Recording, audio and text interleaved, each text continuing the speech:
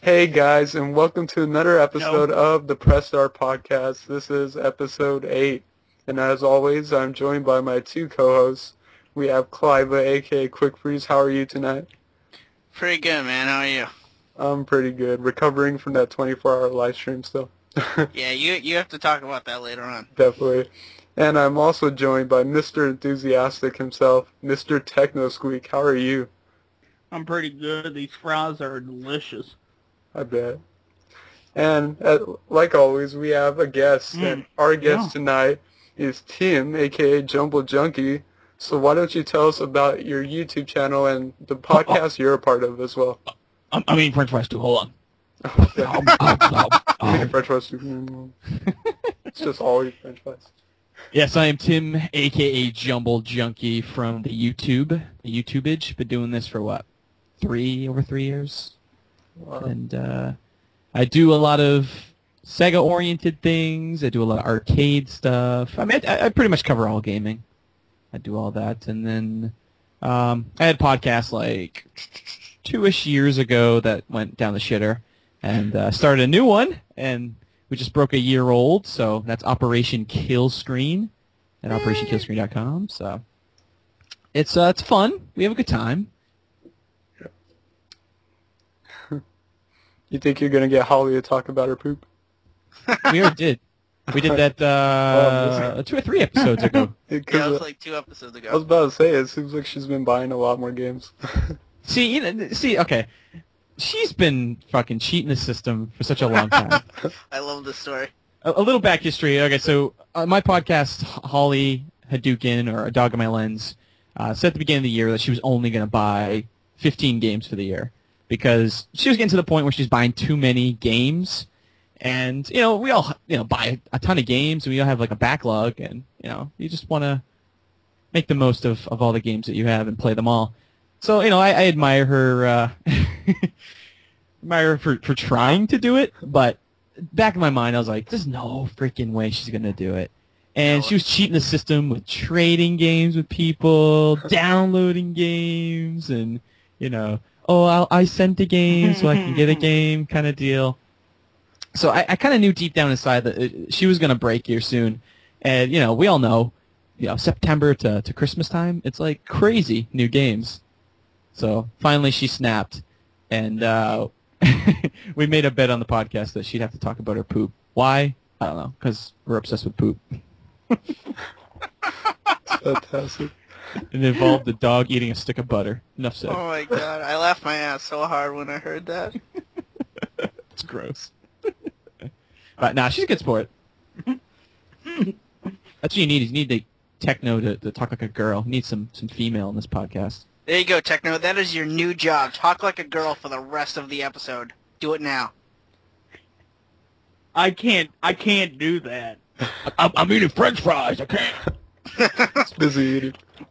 Come on. Put down your fries, grab a bra, and start talking. Dude, I'm done with these fries. I'm on to the main course, the burger. Kind of burger. Uh-oh. Review it. A mushroom and Swiss burger. Review it first. How many calories is that? Yes, we need to know every detail of this hamburger. Probably a bit too many calories. Here. What would Richard Simmons say? Jatherthigh. Damn.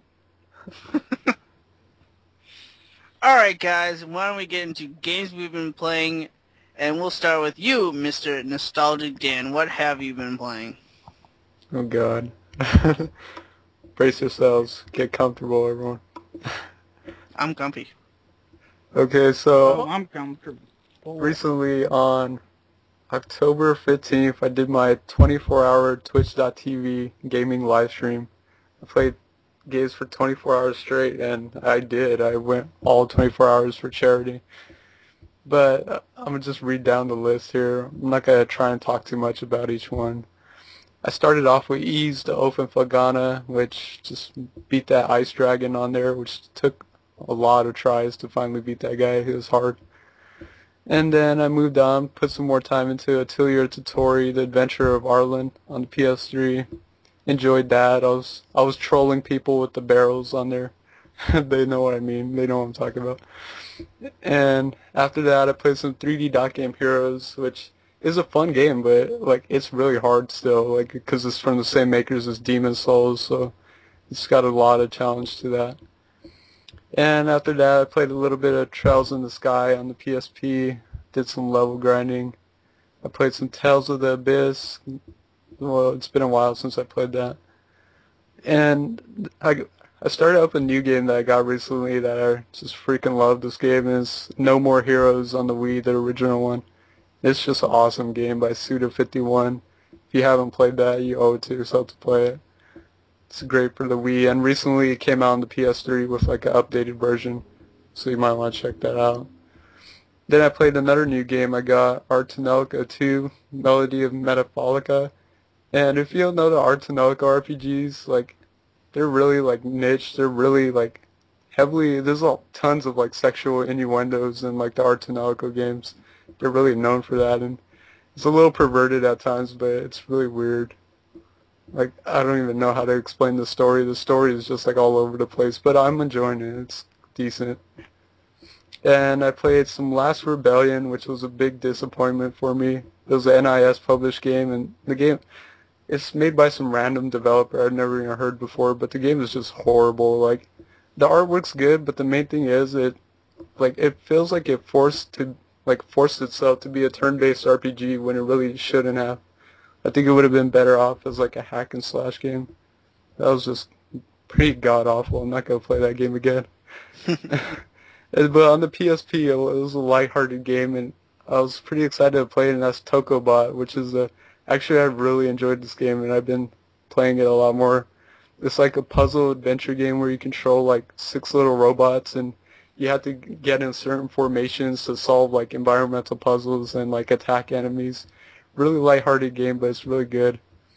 I played a bunch of puzzle games and racing games because I love them.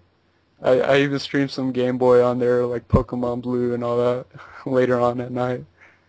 I played and beat a run of Death Smiles and a little bit of Radiant Fighters. And then Midway Arcade Treasures, which I love. Played some Joust, Rampage, what else? Clax, everything, Bubbles. And then I ended off getting my Rage Fest on with Demon Souls. Yeah, I saw that. But I was too tired to rage. I was like, it was pretty good, like because it's like I can't rage because I was so tired, so I just kept raging with this like face and Twitch.tv. It's like you were punishing yourself playing that game.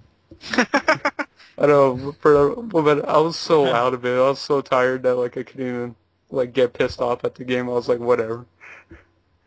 But yeah, that was pretty much it. That was the 24-hour live stream. I didn't play anything else after that because, well, I was kind of gamed out after that. Ugh. That's crazy. So what about you, Clive? What have you been playing?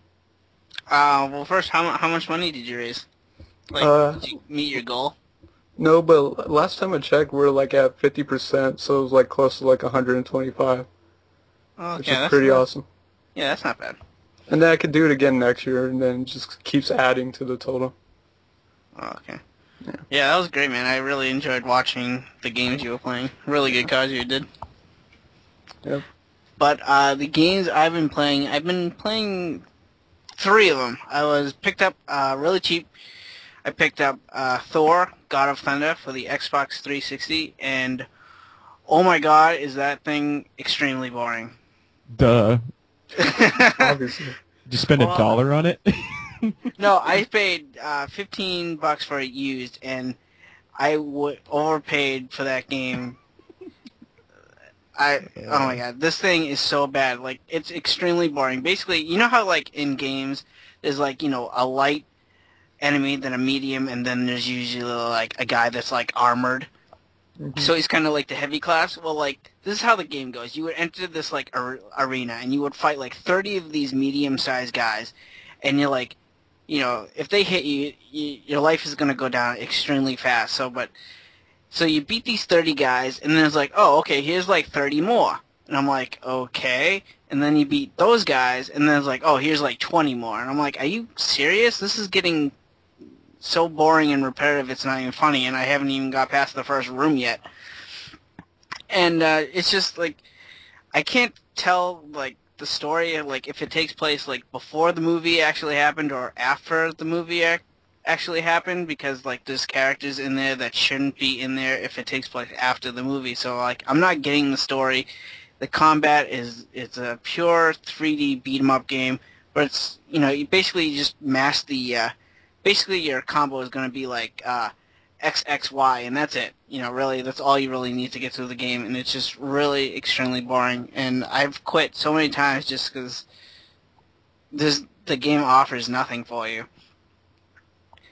But other than that, I also picked up, like, Batman Arkham City, and oh my god, that game is what superhero games things should be. The voice acting is incredible in that game. Kevin Conroy is Batman, Mark Hamill is Joker, and so on. This is an amazing game. I can't tell you how much. Have you guys ever played this game yet? Or See, I get scared with superhero games. Like just well, your Thor story is why I don't play them. Yeah. oh, well, that's the whole thing with my channel, man. I do the whole superhero thing, so you don't have to. No, but like, no, but Batman is really good. You should pick it up. Like, the combat is flawless. The voice acting is just really great. The graphics are very pleasing to the. It's very, you know, dark and grungy and, you know, like Gotham City is supposed to be like. But See, I played the demo of was it Arkham Asylum, the first one. yeah. And Did you like that? yeah, it was cool, but I'm not into stealth stuff at all. Like, I hate stealth stuff, and that really scared me. I was like, I just want to go and kill shit. You know, I don't care about sneaking behind people and. Well, yeah, you can do that, but like you can also just run in and just like start attacking people too. That's mostly what I've been doing. So I felt like I was always like hiding and then, you know, try to sneak behind them, and I was like, I just want to like shoot people with machine guns, but Batman doesn't do that. No. Well, like I said, you could do that, or you could just run in and just attack people. Like, I've been playing that game every night since it's released, and like I could spend. It's like one of those games where like you kind of like lose time. Like, I could spend like 2 hours in the game and do absolutely nothing and just have fun doing it. Like, it's that great. Like, if I know, Dan, you haven't picked it up because you're not interested. Techno picked it up, right? Yep. Right. See, so you know what I'm talking about. So it's just one of those amazing games. I highly recommend this game. I didn't pick up the collector's edition because I just didn't have room for all the extra statues and all that stuff. But it's really good. And the last game I've been playing, huh? What about the Catwoman conspiracy? Is it like a code or something?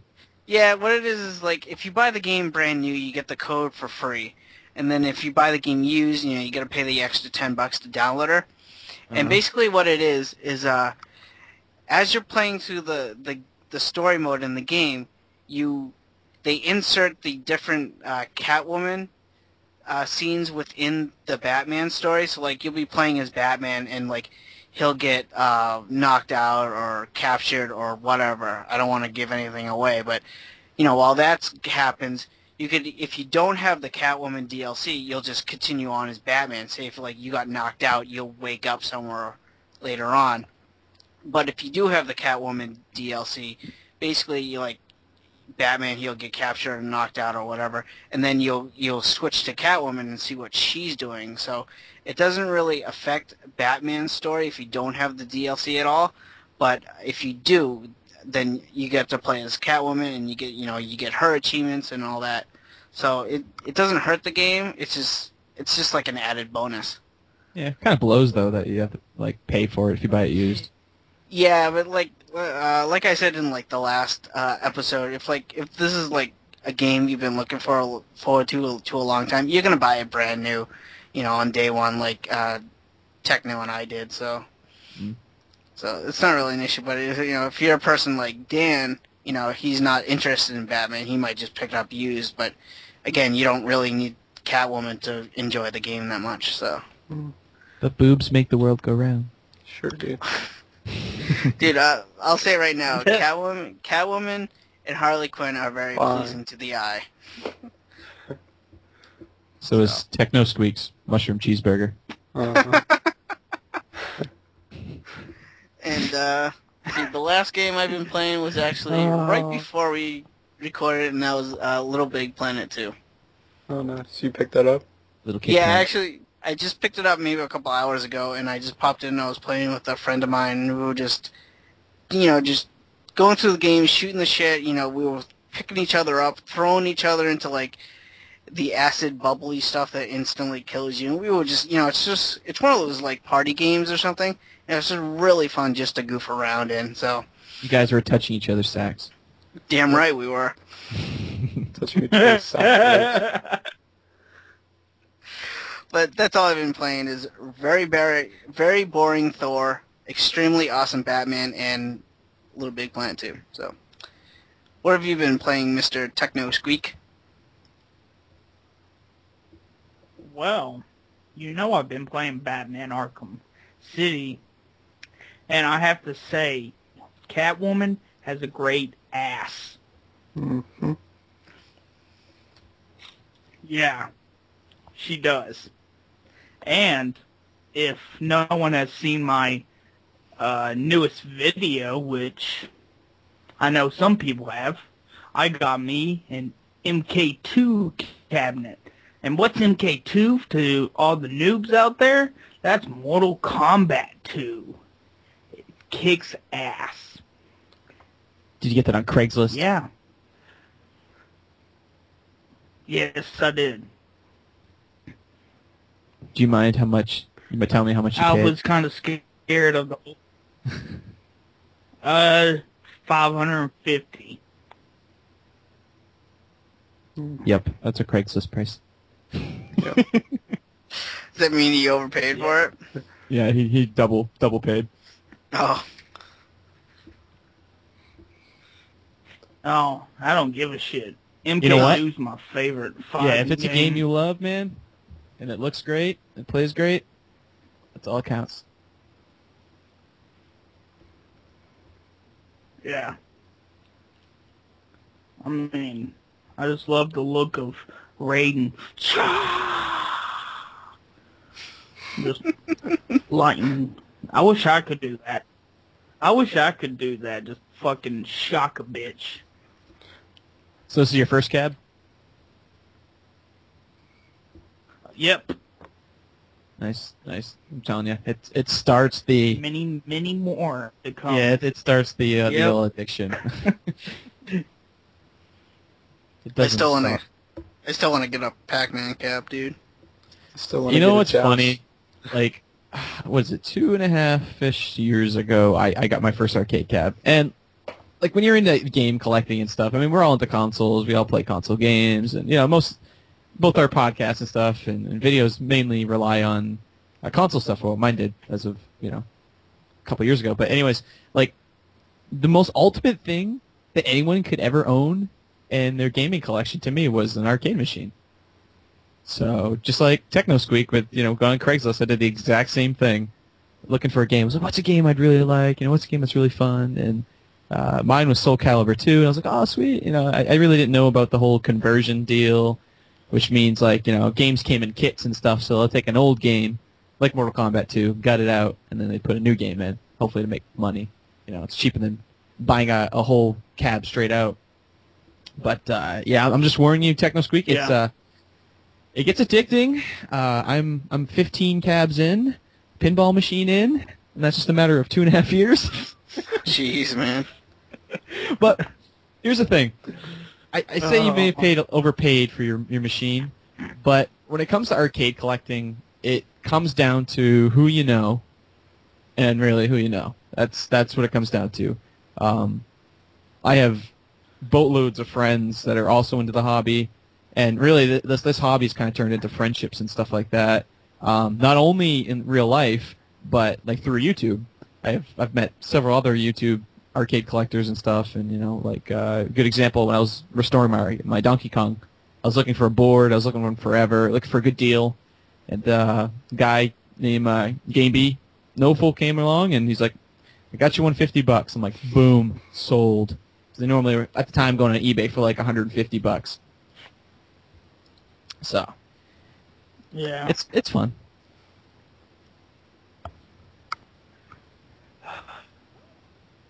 I wish I was in a bigger city, because this town is deader than shit with arcade stuff.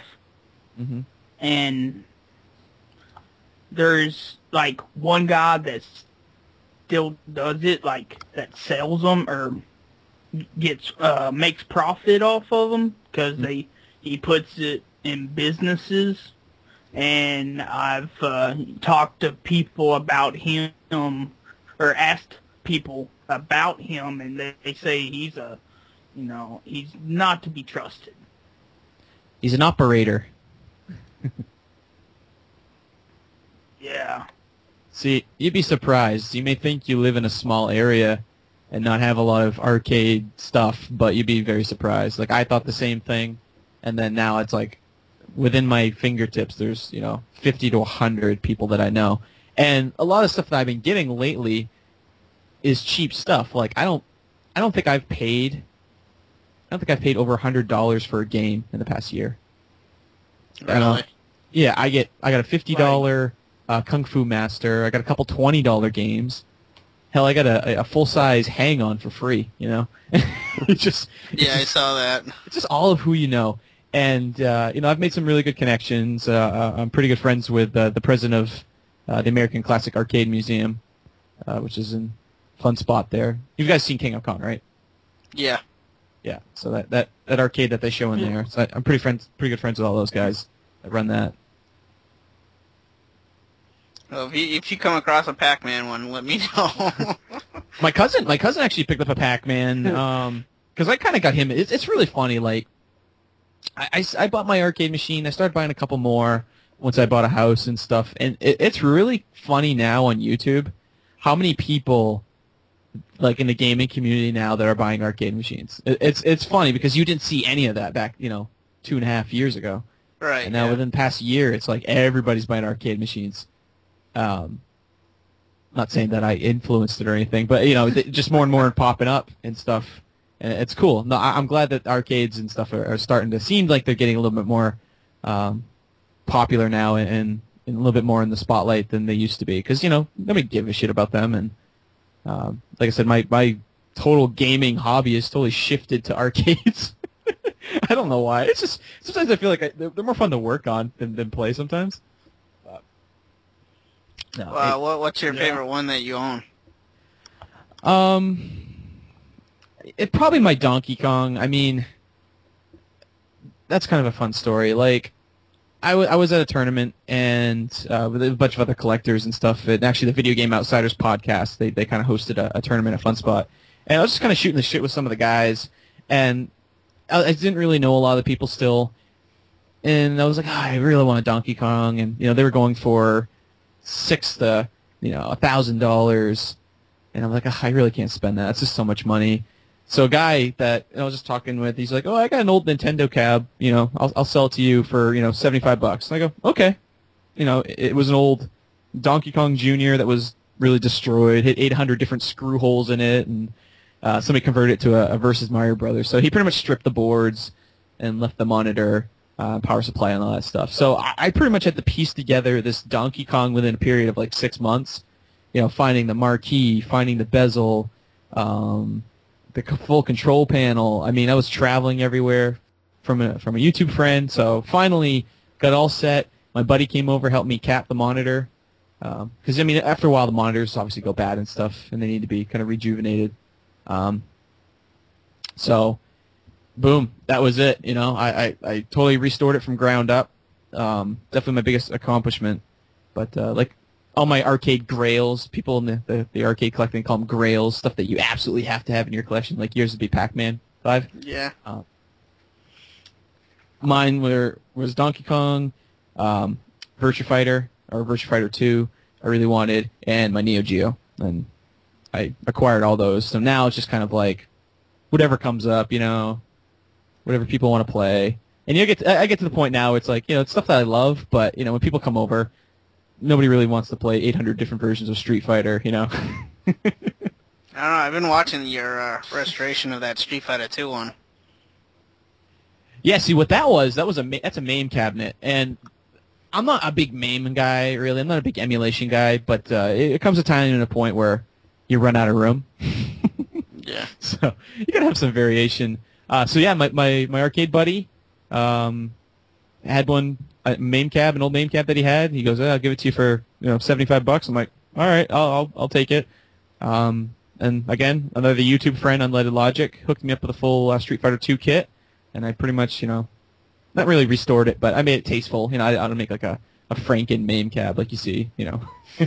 So obnoxious 800 different buttons, LEDs, and cathode lighting, and all that crap. But no, that was my last project, and we're working on a Donkey Kong 3 next, and then probably my Golden Axe, get that up and going. Nice. It's fun. Is Technosqueek still alive? No, he died. Are you playing Mortal Kombat again? Yes, I am. No. You would probably hear it. You hear the passion? You hear the passion, TechnoSqueek, I'm telling you. A year from now, I'll check back in with you, and you'll be like, I've got the passion. It's addictive. I mean, look at Gamester81. Look how many he's got now. How many does he have? I think he's got 7 or 8, I want to say. Really? And I was listening to a new episode of All Gen Gamers, and he was in the talks of getting a Shadow pinball machine. So yeah, I heard that today. Yeah. So that's pretty cool. Pinball's a whole other story. Oh God, yeah. Arcades are the gateway drug. Pinballs is it's like the cocaine or the meth. So is that everything you've been playing, Techno? Yeah. Well, what have you been playing, Tim? I've been playing a lot of things. I've been kind of hopping around a bunch of different games. I'm trying to finish a bunch of games before, my King of Fighters 13 comes out, Ultimate Marvel vs. Capcom 3, and then obviously the Skyrim that everybody is looking forward to. I'm really looking forward to that game. But actually, before we started recording here, I got back into White Knight Chronicles 2 again. I kind of stopped playing that for a couple of weeks.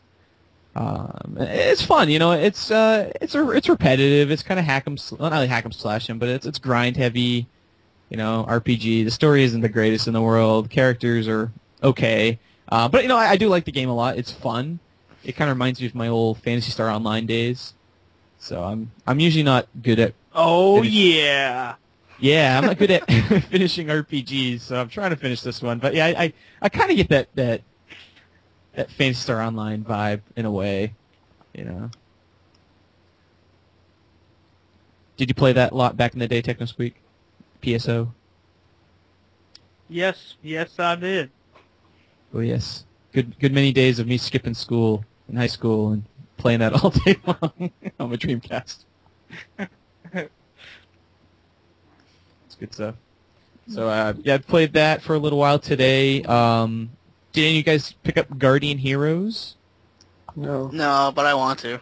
Oh man, if you're a Sega boy like me, a Sega whore, definitely got to get the Guardian Heroes, which is an old Saturn beat 'em up RPG-ish kind of game. It's really weird, but it's fun.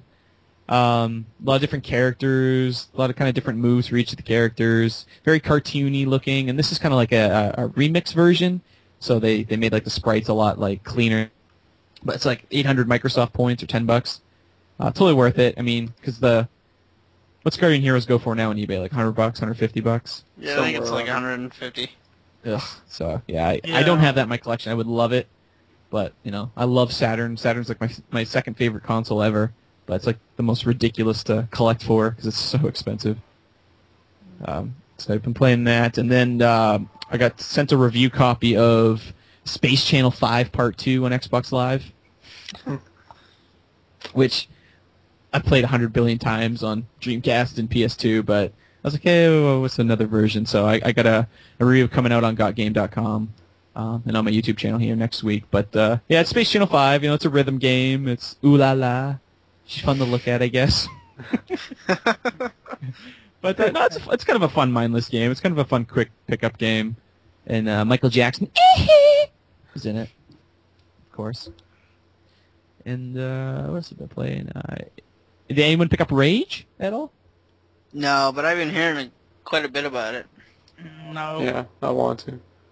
I think it kind of flew under the radar. I don't think a lot of people are giving it a chance. I mean, a lot of people are kind of, going to the Batman or, the Dark Souls and stuff like that. They just kind of passed on Rage, which is really unfortunate. Because it is a great game. I think it's quite possibly the best looking game I've ever seen on the 360. It's just really stunning. It's just really good looking. I know it gets a lot of like that Fallout in Borderlands comparison, but Yeah, I think it's a lot right. more than that. It really is a lot more than that. It's not like that. It's really if you take Quake, throw in a little bit of Borderlands influence, throw in some Twisted Metal and MotorStorm, and smash them together. That's pretty much what Rage is. And I'm a huge Quake fan. I'm a massive. The original Quake is hands down my favorite FPS ever. So I was all over this when it was going to put this out, and I've been reading about Rage for years since it's been on development for like over 4 years, I think.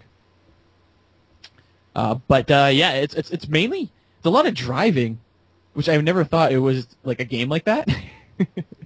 That's what I heard. Most of the multiplayer is just driving around and Yeah, stuff actually, like all that. the multiplayer I heard is all driving. I haven't tested it out yet, but I think they wanted to steer away from the whole like Quake and Doom vibe. They really want to try something different because I mean, they've been kind of doing the same shit, for how many years now. But I mean, that's the stuff I like. But I mean, as for like the first person shooting stuff, it's excellent. It's good. I mean, it looks good, plays fun. Still kind of survival-y, like you would see in Fallout or Borderlands. But, I definitely recommend people check it out. It's, like I said, it's the most visually stunning game I've seen on the 360 so far, hands down. I'll probably eat those words, but... Other than that, just a lot of arcade stuff, a lot of pinball stuff. Did a pinball tournament last weekend. That's pretty much it for me, man. So, is the gaming news time yet? Yeah, why don't you start that? Alright, I'll start that. Well, Super Mario honors Zelda in his next game. It's in Super Mario 3D Land that's coming out pretty soon, I think. Oh yeah. I'm not for sure. So if he's the new Mario game, he's gonna be shooting boomerangs. Yeah, but it's probably just a power-up, not, replacing the fireball. It's weird. Yeah, it's a new suit. It's a boomerang suit. It says here. It's really weird. Does Some he amazing stuff. So, does he dress like Link? yeah. You should. I don't know. They don't have... I don't think they have pictures of the suit. It Stunning. doesn't show any pictures here. It's just... I see a bunch of pictures of him without his hat. It's hot out. So, I don't know. It's hot. Yeah. Are you any of you guys Blitz fans? NFL Blitz? Yeah, actually I am. Please tell me one of you is. I am. Hell No way. yeah. I own 2 Yeah. copies. I'm with Tim on this Dude. one. It's football falls me to sleep. No, but NFL Blitz is awesome. It's Well, Blitz was arcade fun back in the greatness. day. When I Yeah. was like in high school and shit. It was fun. Dude. EA Sports. Since they brought back NBA Jam, they're bringing back the Blitz series. It's a And game that they should be charging $10 for I and then you shit charge myself. $50. I hope it's a download game. How much did they charge? It probably is. Yeah, I would think so. But yeah, it's, it has all the, NFL. It's how they midway did it before they went under, where it's like teams that aren't NFL teams, not official teams or whatever. It's real teams, you got like skeletons to unlock and a bunch of crazy shit, and the guy who does the voiceovers does the voice for NBA Jam will be the voice for Blitz, the new one. Boom shakalaka. Yeah. Boom shakalaka. Yeah. Do you guys remember Mutant League football? Yeah, Dude, I on was the Genesis. just thinking about that. He's saying Yeah. skeletons in football. I'm like, Mutant League football is so awesome. I was in Mutant League Hockey too. Yeah, that too. Yeah, that shit was awesome. Do you guys remember that cartoon of that? Yeah. No. Oh, dude, I used to watch that every day, like after school. It was a cartoon of it. It was great. Let's see if I can find the thing on YouTube. The thing with me, like with sports games, like I love sports games like on the NES. Like I love Tecmo Super Bowl and like Blades of Steel and stuff. But like, I just don't get it nowadays. Like I see like Blitz and NBA Jam like arcadey, which they're fun. I enjoy them. But like now, oh man, sports games are so boring. Oh. I think the only one I can maybe get into is like Virtua Tennis or something. Yeah. One I like is, was it Mario Tennis? I love that one. Yeah, like the Sega All Stars Tennis 2 is kind of fun. Yeah. I'm probably the only person that bought that game, but sorry.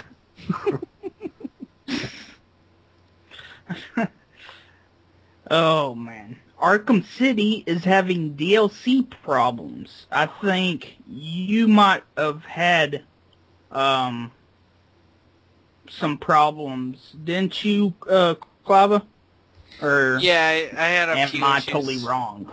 No, yeah, I had a few issues on the day the game was released because I reserved it at Best Buy and they give you the Robin DLC, and then of course you get the Catwoman if you bought the game new. Yeah. And, yeah, what happened is when I entered the Robin DLC, it said the code was invalid. So I was like, okay, what the heck? And then I entered Catwoman, and that code, it said it was already used. So like they packaged a used code into my game for some reason. So I ended up going back to Best Buy and getting a brand new game with brand new codes. But I found out later that the Robin DLC just wasn't up yet, like wasn't available on the marketplace on day one or earlier that morning. So you had to wait till like maybe like 5 o'clock in the afternoon. So that was the reason why I didn't get Robin.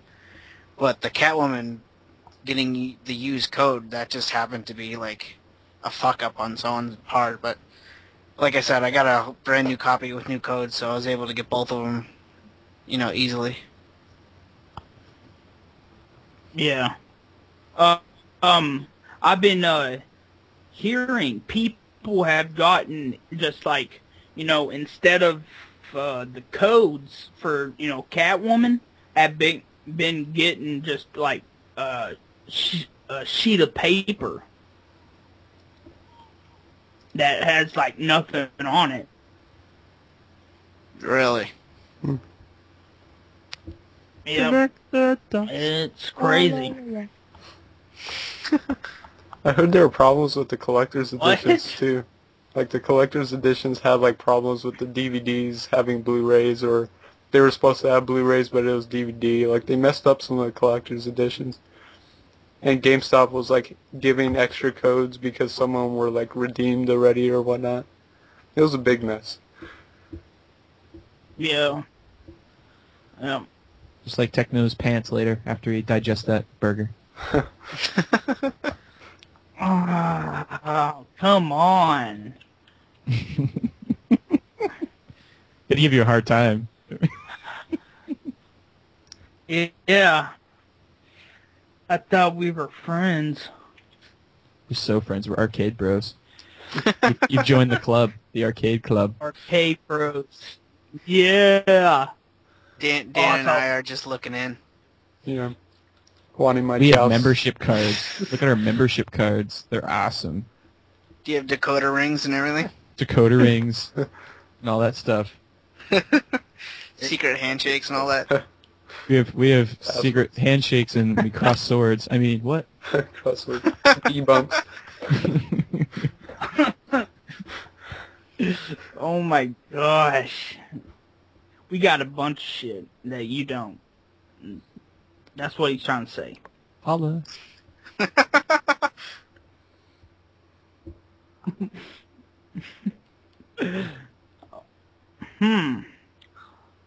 Let's see here. We got the PS Vita has officially been, given a launch date. And that's always awesome. Yeah. It's like There are going February. to be 2 versions, and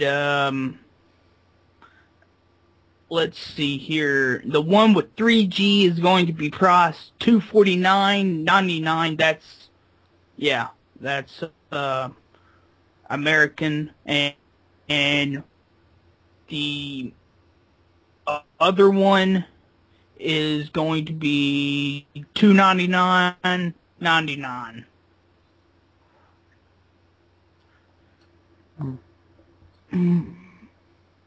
I don't know what the other one does, though. Well, the one that's Isn't 249. the 3G one? The one that's 249 is the Wi-Fi only one, and the one that's 300 is the 3D. Okay. And I've been hearing a lot of people are reserving the more expensive one. So yeah. Is there any other difference with do you guys know of like any other difference except for the the 3G and Wi-Fi and the prices? No, I think that's the only difference. Like maybe. Okay, I was just thinking one just comes with one joystick, like the 3DS or something. Yeah, before you go any further, the release date for the PSP Vita is February 22nd, 2012. So That damn add-on, that thing is so ugly for that thing. It's weird and awkward. Yeah. It's kind of sexy, actually. Oh yeah. Oh, Likes it deformed. kind of sexy. Oh man. I hope that I'm saying this right, but Ezio, I know that's not right. Ezio is like a guy Japanese from- metal band. You would know. It's true. It is Ezio. Look it up on YouTube. Yeah, no, it's the guy from Assassin's Creed. Enzo?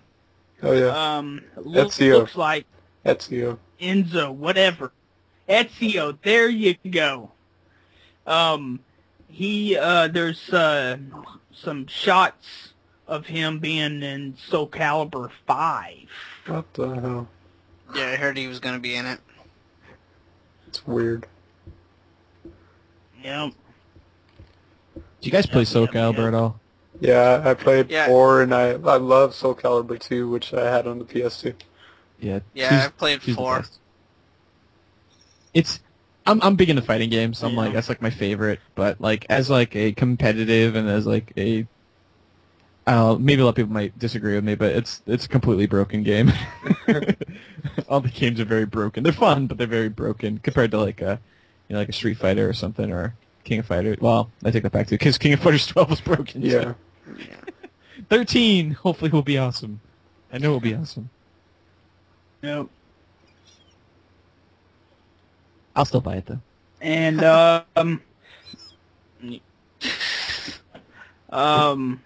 Uncharted 3, as I said, as we talked about last episode about PS3 games, Sony games are getting all, online passes. Uncharted 3 is getting one.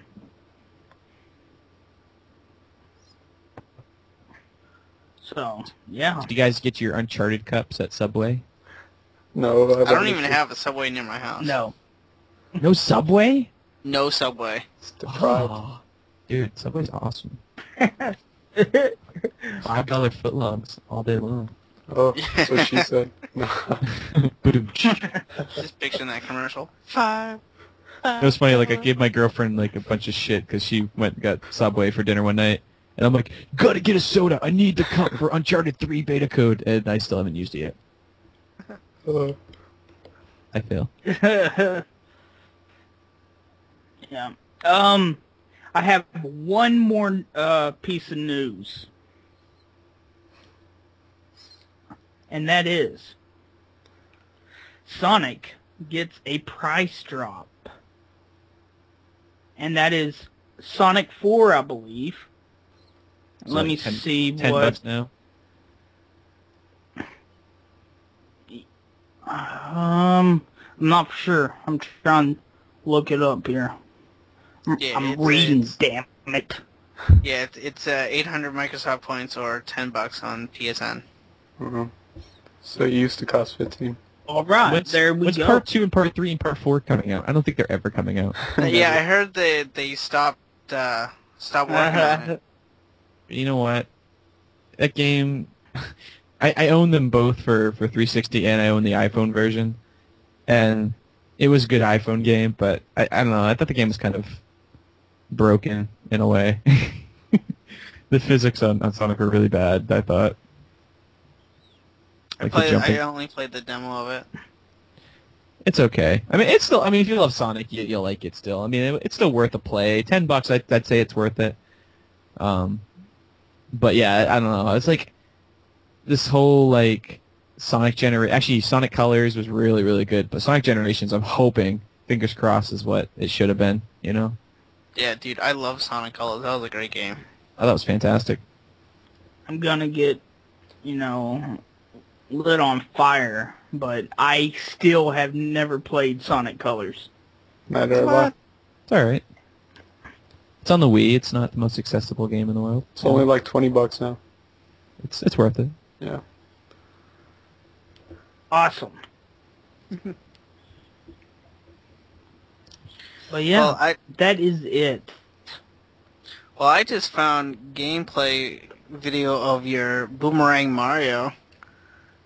I'll send it to you guys right now.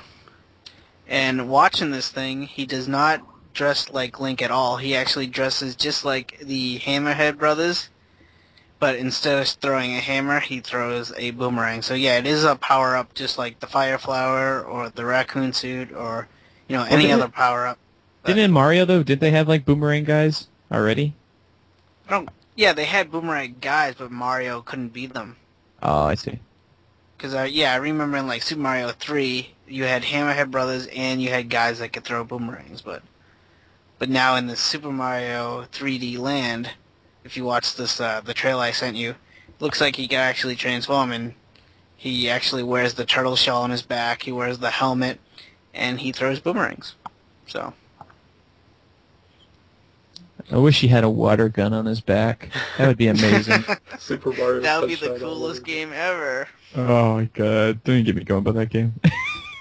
How much you love it? I liked it in a way, but even with Mario 64, I hate collecting stuff. I hate it. I like collecting stuff. See, what games like I keep avoiding, but I still really want to play is like the Galaxy games. Oh, dude, I got both those, and I got every single star in both of them. Yeah, I heard they're so amazing, but I just haven't bit the bullet and got them yet. I don't know why. Yeah. I'll say this right now. in my opinion, Galaxy 1 surpasses 64. Okay. You guys can now hate me You're off the No. podcast. forever. Yeah, you're actually fired now. No, I actually agree with you. I would think so too. Yeah. No, the Galaxy games are great, and it's definitely better than Mario 64 and Mario Sunshine, so. The thing about Mario Sunshine I hated was Yoshi. Like, you got him wet and he just disappeared. Sissy. That's the thing that pissed me off about that game. But That's what she said. But doom. Wah, wah, wah. See, what I'm wanting to do for Halloween is dress up, shave my head, and dress up as Eggman from Sonic Adventure 1 because I'm fat. I thought you were going as It's a great Fluttershy self-esteem from- right there. I thought you were going as Fluttershy from My Little What? Pony. Fuck you. You should be the Hamburglar. Or Grimace. Grimace.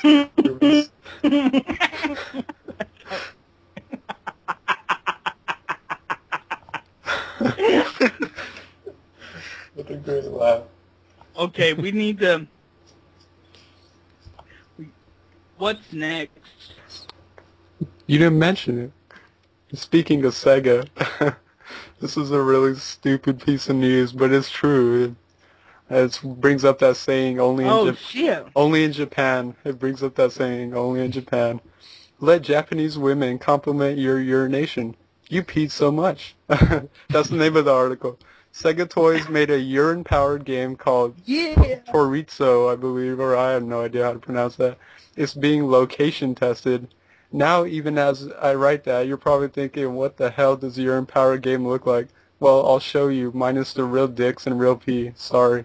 The games are largely self-explanatory, such as blowing up a weather's lady's skirt with your powerful pee, or shooting milk out of a character's nose with, once again, your powerful pee.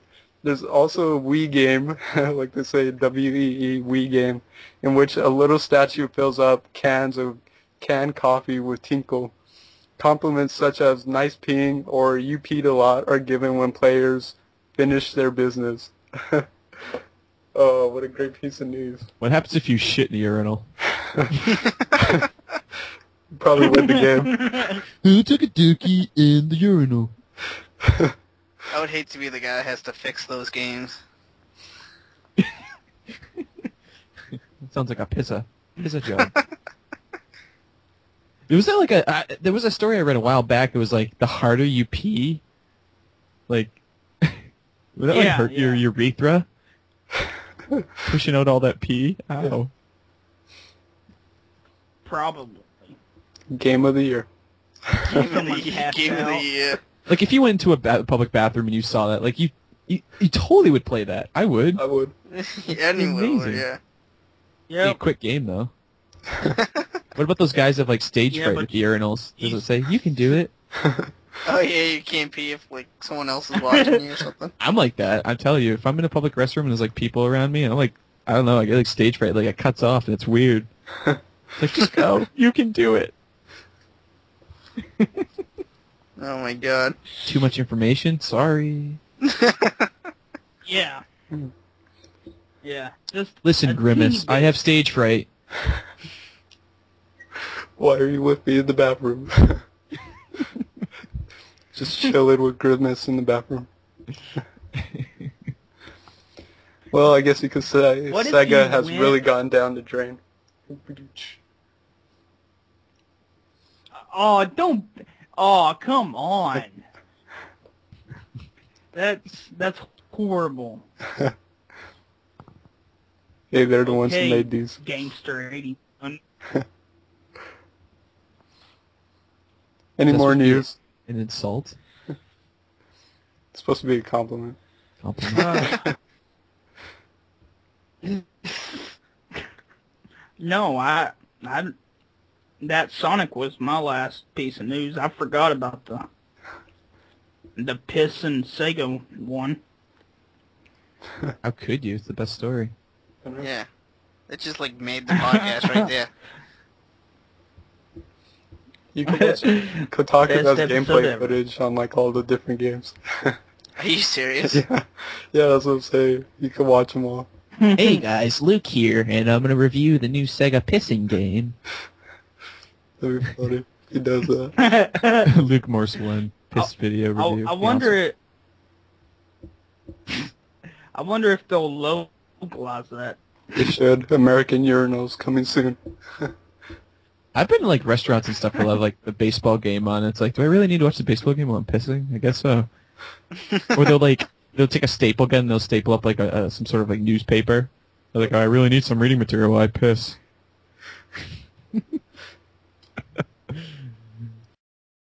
There's one thing that I wanted to talk about is did you guys hear about like Keiji Inafune and Mega Man? What about it? Like that he's working on something still? Done? No, he went Keiji Inafune, the guy who like created Mega Man and left Capcom. He actually went back to Capcom and asked them if he could work on Mega Man Legends 3, because it was canceled before. So he wants to work on the that game, and Capcom told him no. Oh yeah, I heard about that. I don't understand this, man. Like, the fans want this game so badly. The guy who created Mega Man is willing to work on this game, to get it out to people, and just Capcom is just saying no. But you gotta realize that Mr. Inafune burned a bridge. Yeah, well. He's never gonna see that Mega Man again. I don't know. Well, that may be true, but it's just, I don't know. I just want this game. It's just, but. See, I don't know. I know like those people have this big emotional attachment to it, but I never played the originals. So, you know what I'm talking about, the Legend ones? The Legend Well, like, ones, there we go.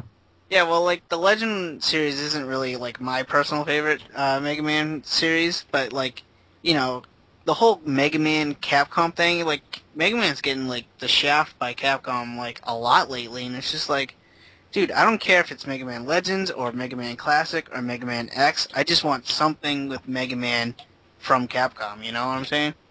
You got Zero and Tron Bonne and I don't want Marvel's those guys. Capcom. I don't care. I don't want those. And speaking of Marvel vs. Capcom, you guys Yeah, see that, yeah, I was gonna say that quick about where it had a video of Phoenix Wright's video, and it had all of Marvel vs. Capcom 2's characters in it, and Mega Man was right there. Yeah. Yeah. I think you posted that on Facebook. Yeah, I posted that video. Yeah, the video of the, it's the Days of Future Past level that's going to be in Ultimate Marvel vs. Capcom 3. And everyone's crossed out except Mega Man, and I swear to God, I tell you, if Mega Man is not like a DLC character sometime in the future, I totally give up on Capcom. I'm sorry. I don't Come think on. he's going to be. I honestly don't see it happening. Look, I just don't understand. Like, Neither. Mega Man is just getting a shaft by Capcom. But He's not top tier, man. dude, he's like one of Capcom's major franchises, right up there with Street Fighter, Devil May Cry, Resident Evil. Doesn't matter, man. They'd rather have Phoenix Wright. He's amazing. I could give two shits about Phoenix Wright. I don't care. Dude, I saw that fucking trailer of Phoenix Wright on Ultimate Marvel vs. Capcom See- 3, and I was like, this is so dumb. I know.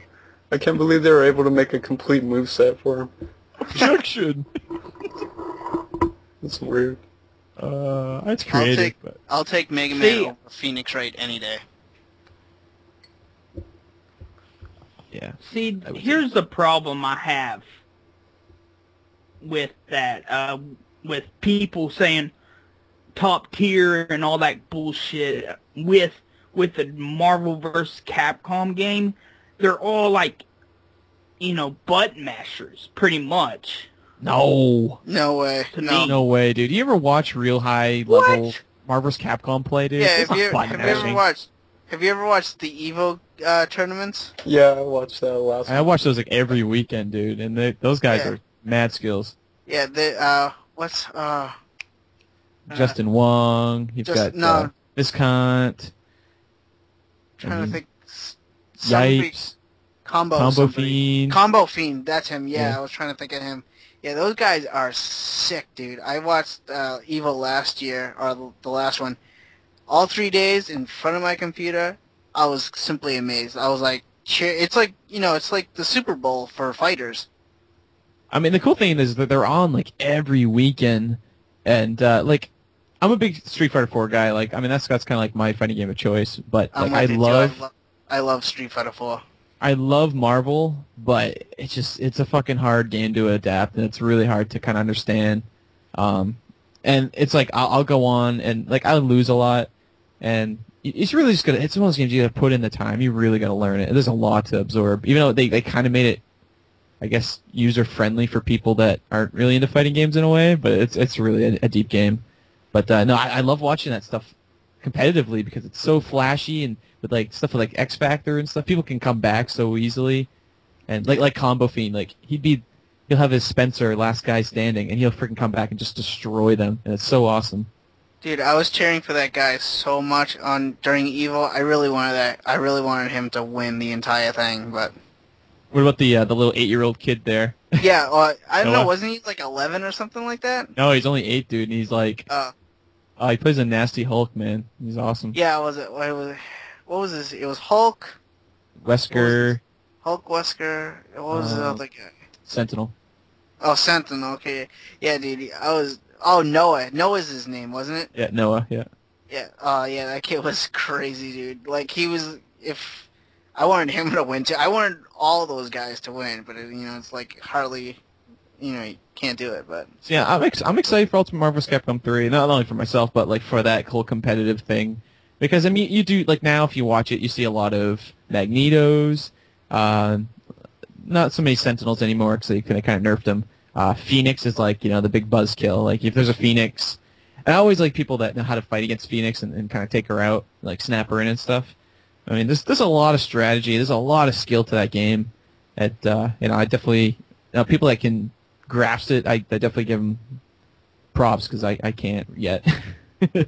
I think that new was it Doctor Strange or maybe Ghost Rider is supposed to be like the Phoenix Killer or something like that.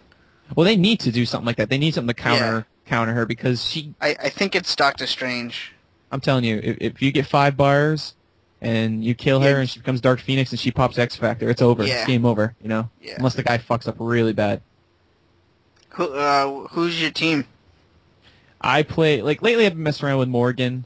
She's like my main, and then Hulk, and then Sentinel, and then I've been kind of toying around with Spencer a little bit. Like I'm trying to get some oddball characters, and I always like appreciate people that play kind of the oddball characters. Like I love people that play She-Hulk.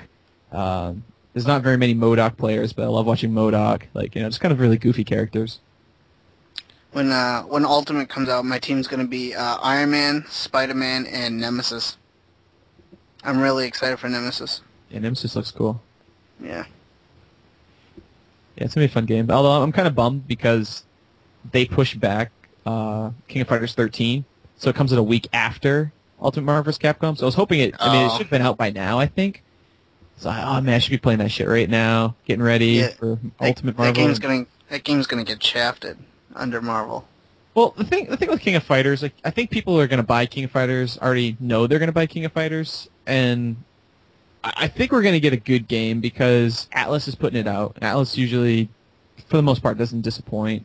And from what I've read and what I've seen and watched and stuff, it looks like a kick-ass game. Like, I don't know. Like, I don't know if you guys are big Neo Geo guys, but I freaking love Neo Geo fighters. I've never played Neo Geo at all. Really? Oh, man. I loved Mark of the Wolves. Oh, Mark of the Wolves, you're the man, because that is hands down the best Neo Geo fighting game ever. I love that game. Like, I'm not big on fighters, but I used to play Mark of the Wolves a lot. Oh, man, I just bought a multi-cart for my arcade cabin. I played Mark of the Wolves and Strikers 1945 plus like nonstop. Like, it's the only 2 games I play on my Neo Geo now. It's such a good game. Gonna get a 4 soundtrack CD with King of Fighters, courtesy of Atlas. Yeah, I pre-ordered that on Amazon. I definitely did not pre-order that through LameStop. That's for sure. Because knowing them, I'd get there and they'd be like, "Oh, we don't have it." There's no more. I'm looking that shit up, King of Fighters. And I think it's only like $49. It's not even a $60 game. Yeah. So, Atlas is going to be. Atlas is really doing some good things. Catherine did really well, so hopefully Atlas gets a little more spotlight. Here's King of Fighters 13 for $50 on Amazon, November 22nd. Yep, and if you pre-order it, you get your 4-disc soundtrack. It's good stuff. 4-disc soundtrack, holy shit. Yeah. It's a good pre-order bonus. Ba-da-ba-da-bam. Hua-hua. Ba-da-ba-da-bam. Bam, ba-da.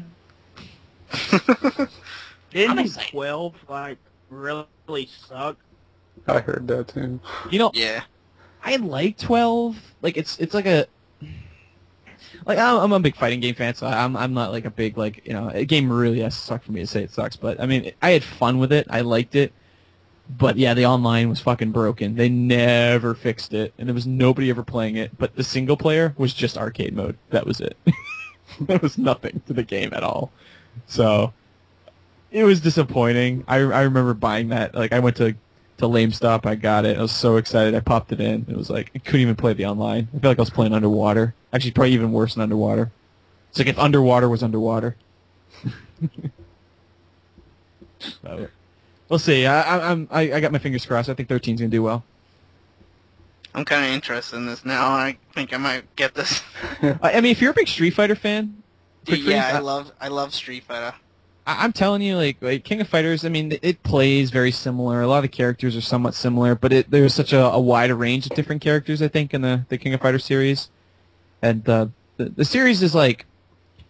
It was like kind of the same for like 10 years. It seemed like it seemed like it was like the same game, kind of just like a lot of different tweaks. But they've kind of gone in a new direction.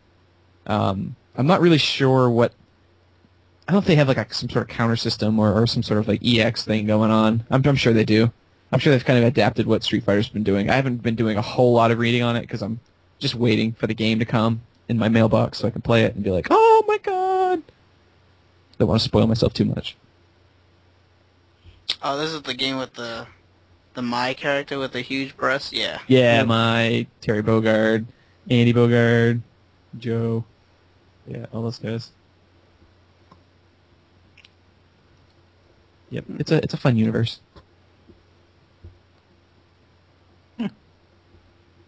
There. If I get it, maybe I'll have to fight you online. Yeah, 360? Yeah. Okay, good. Good. Do you have a fight stick or do you play pad? Pad. Ah. Dude, I like the pad, alright? I knew this was going to come up, too. Why? Okay. I'm not trying to... I know that's your way you play, and I understand. It's like my buddy Yuri Win, too. We play a lot, and yeah, he still uses pad, and he has a fight stick. I'm like, what are you doing? But, I don't know. It's just... Once you go fight stick, you never go back. I'm telling you. You like train yourself, and it's so much.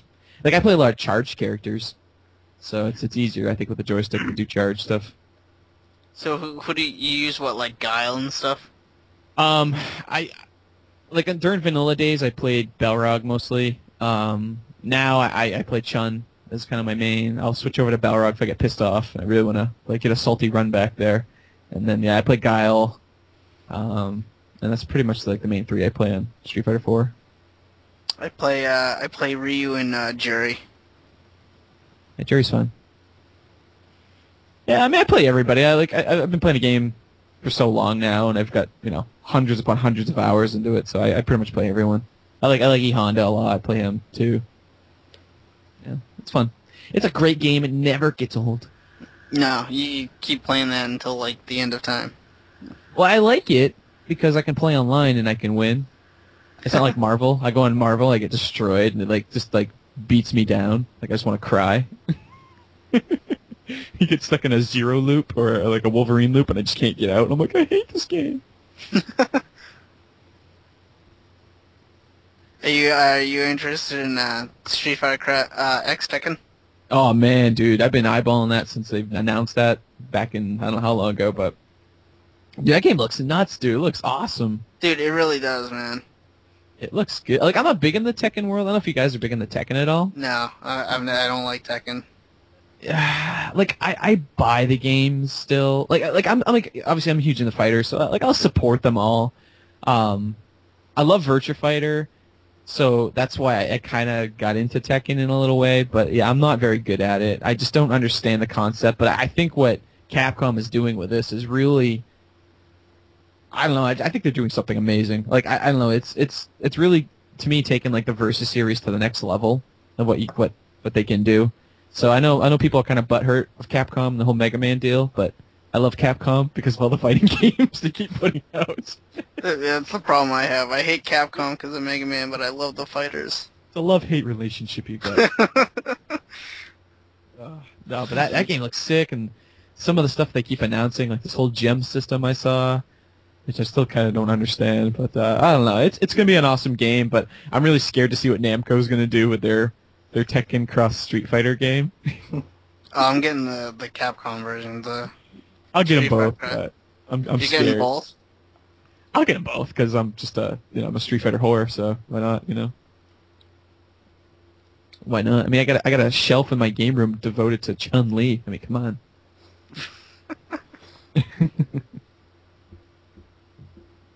Bayonetta doesn't approve. She's jealous. Did you ever pick that up? No, I can't find that freaking figure cheap, man. It's like over $100 now. Holly told you to get it, man. Ugh. Yeah, but I'm not gonna. I don't know about you guys. Like, when do you draw the line buying and spending on stuff? Like, could you justify spending $100 on like a figure? No. No, I can't. I just can't. Like, I No. love Bayonetta. I'm obsessed with the game. It's definitely one of my favorite games of all time. But I just can't. I can't do it. I can't pull the trigger. Guess I'm not that hardcore. Yeah. But if it was an arcade machine, I'd pull the trigger. I hope my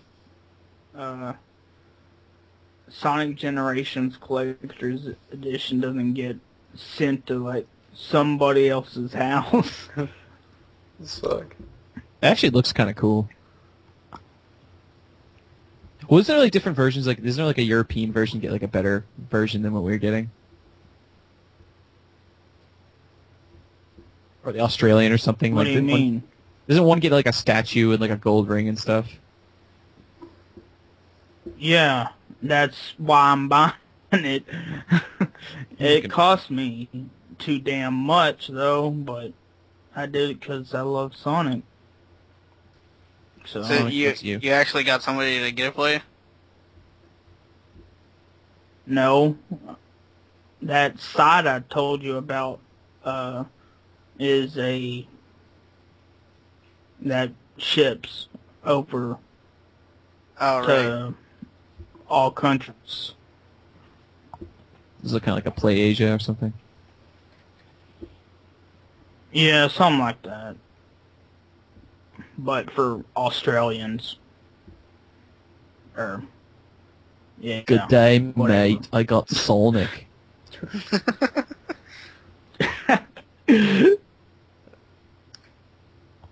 That's cool. That's cool. So what are you guys buying for games in the next couple months? Well, I actually picked up all the games I want to pick up this year, except for Super Mario 3D Land, Super Mario Kart, and Zelda. All Skyward games Sword. I'm not buying. I'm pretty much done too until like games drop in price. I rarely buy games day one. You're a smart man. No Skyrim? No Skyrim love? No, I still need to play Oblivion. I still have Oblivion factory sealed. Really? Dude, oh man. I mean, Oblivion's good. I was addicted to Oblivion. What about Fallout? Did you like those? I still need to play Fallout. Oh, man. I like back. tried Fallout, but I couldn't get into it for some reason. Fallout 3 was seriously so good. Like, I played that start to finish in, like, a week. I cranked through that game. Then I started doing all the side stuff, but, like, New Vegas, like, it got a good reviews and didn't get a terrible rep, but some people really didn't like it. But I thought New Vegas was freaking awesome, too. Like, I thought I enjoyed that maybe a little bit more, in a way, because it seems like all the stuff that they kind of tweaked from Fallout 3 that they kind of fixed, they did that in New Vegas. But no, I think Skyrim is going to be like all the stuff that I probably didn't care about Oblivion. They're definitely going to fix in Skyrim, and I just think it's going to be like the perfect game for me. Unless like Ryu shows up or something, then it'd be really perfect. Just randomly shows out of nowhere. Hadouken! Jumps off a dragon. Hadouken! Akuma just jumps off the fucking dragon and he's like, boom! Wake up Ultra in your face. Peace out. I didn't even get Dark Souls because, I get pissed a lot. Yo. And when I get pissed, I'm like Johnny. I throw my shit like Mega Man 9. I was playing, I don't remember what boss or whatever, but I fucking threw that controller, and it made a hole in my wall. But it, the controller didn't break, so that's all good. Means you throw like a girl.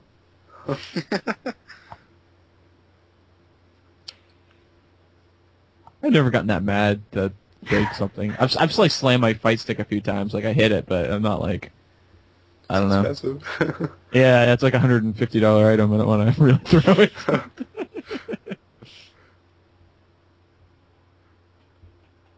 Then I kiss it. I'm like, I'm sorry, baby. I'll never do that again.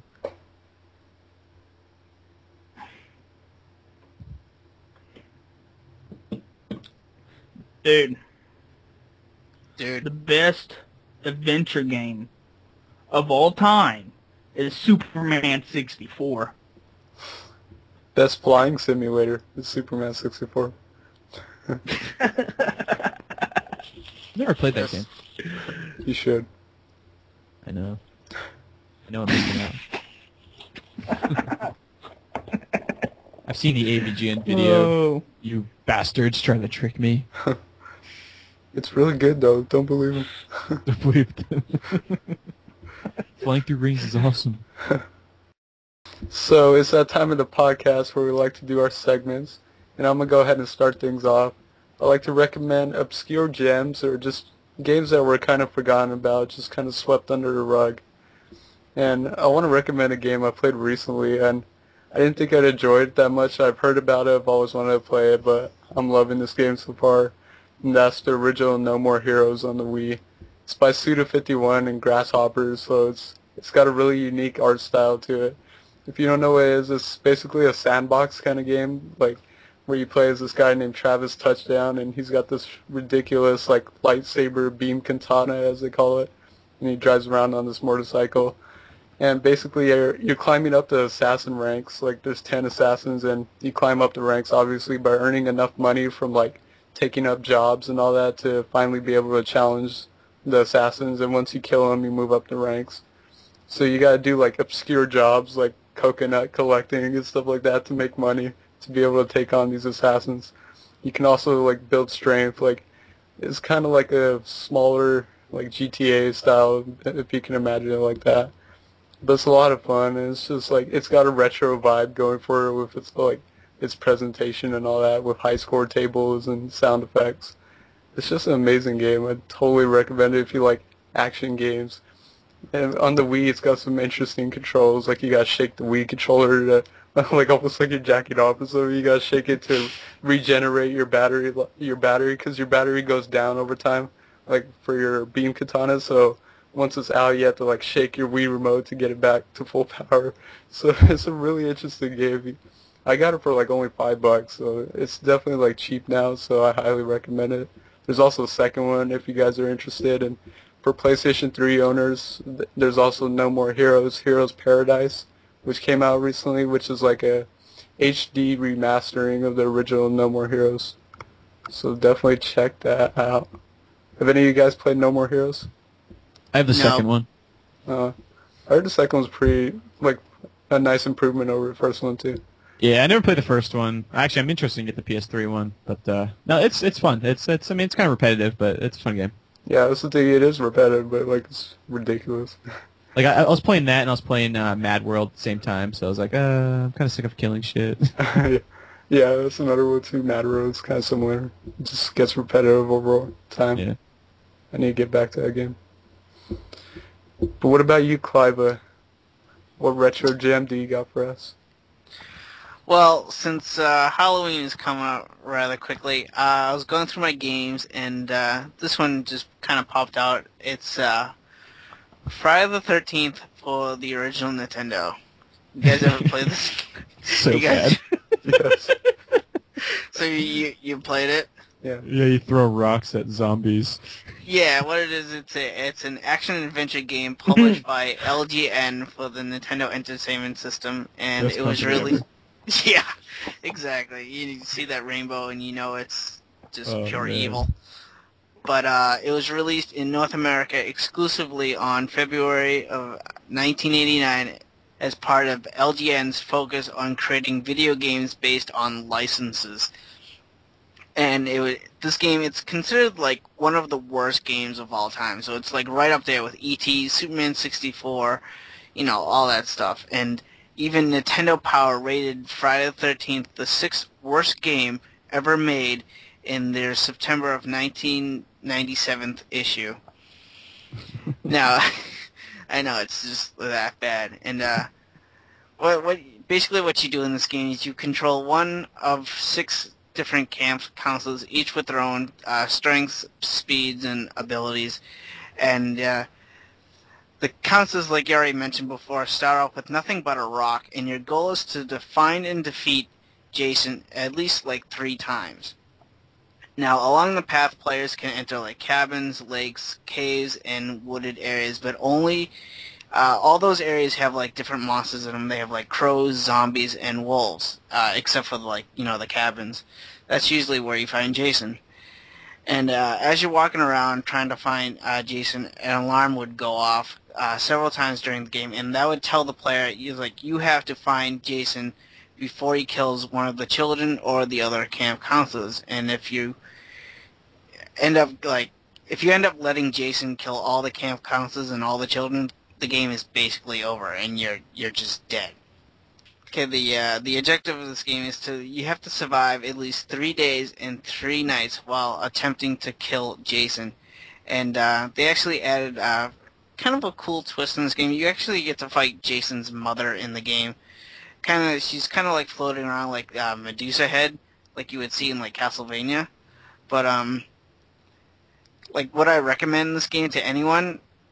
No, I definitely would not. Like, I only have it just because I'm a huge horror fan and I love Jason Voorhees so much, but I don't even want to play this game at all. But the ungodly broken above you map. Right, yeah, it's just I don't know, if you ever play this game, you know exactly what I'm talking about and how horrible this game is, but do you remember playing it when you were younger? You thought it was like amazing? Like, I thought it was so good.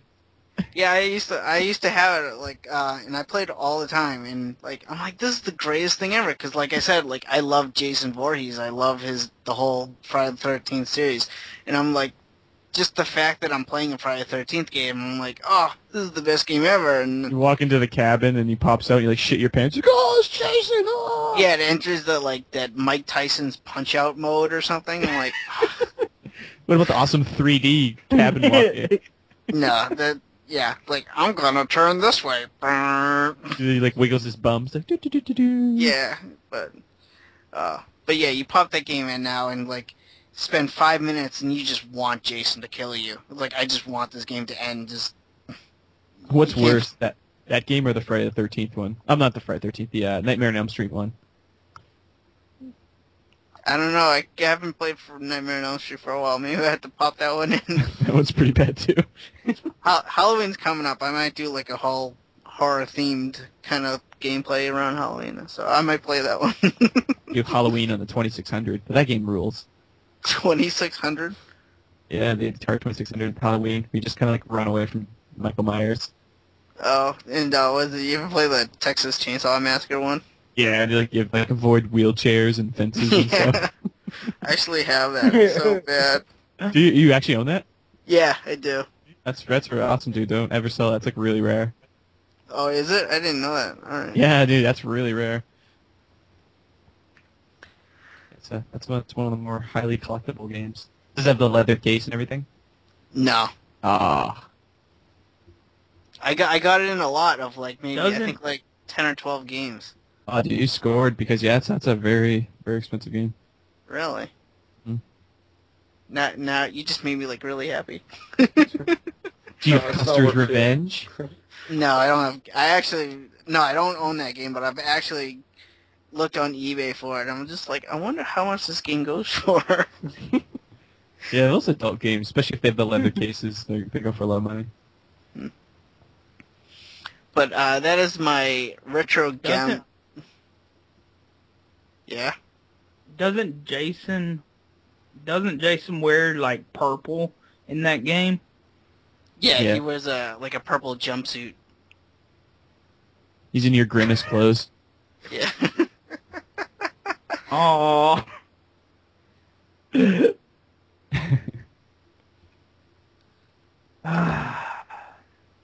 So, Mr. TechnoSqueek, what exactly is pissing you off this week? Well, it's not anything gaming related. It's slow motherfuckers on the road. God damn it. Today, I was getting home. I was behind this slowest driver I've ever been behind.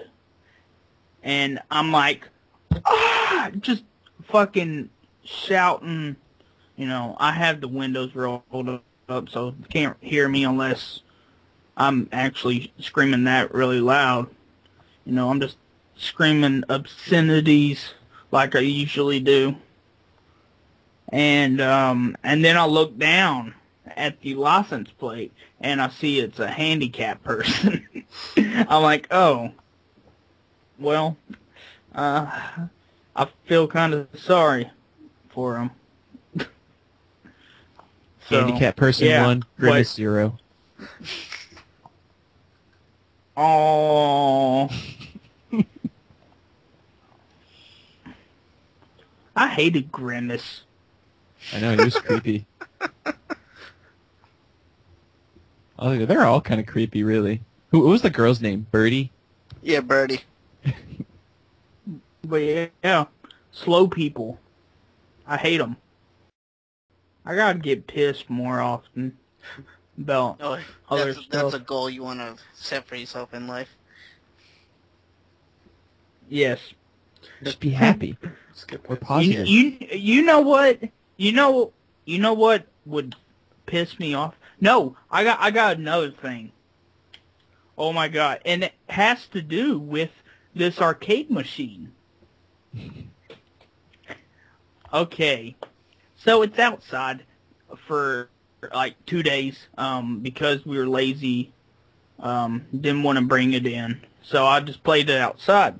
It was getting cold, whatever, and yesterday, I think, yeah, yesterday, my stepfather and his friend brought it into my room, and it's fucking huge.